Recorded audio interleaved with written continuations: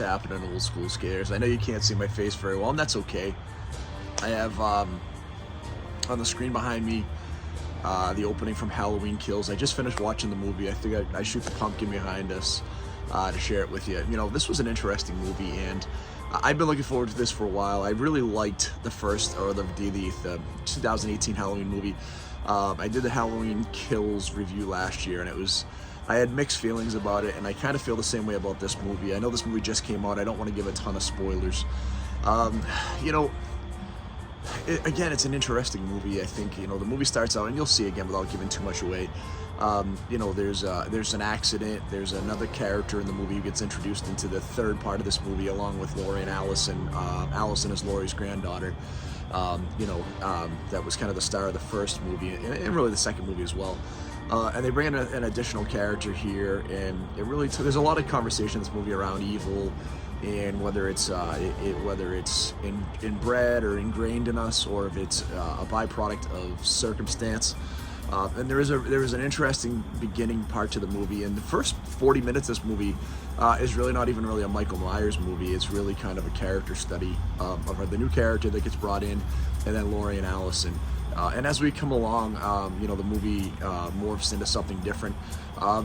You know, it's tough because in the 2018 Halloween, there was the secondary doctor character who had kind of these evil motivations. I didn't care for that character.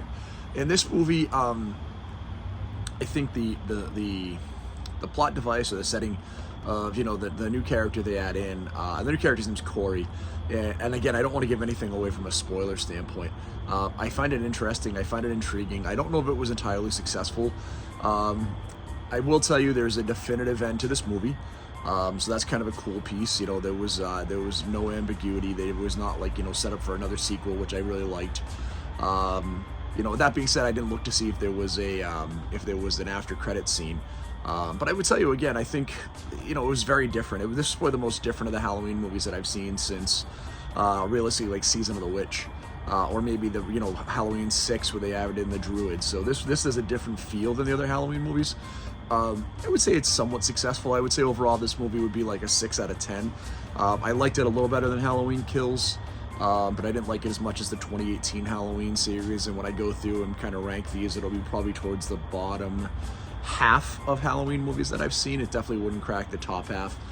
So again, I think overall it's fine. You know, if you can watch it on Peacock, cool. I don't know if I'd recommend going and see it in the theater. I don't think it was good enough, but it was fun. I was looking forward to it. It was a Halloween movie, put me in that Halloween type mindset. So that's what I got for you guys. Not a whole lot more than that on that today, because I don't want to give any spoilers, because the movie literally just came out today, and I don't want to be that guy ruining it for you. So again, pluses, great gore, some really good kill scenes.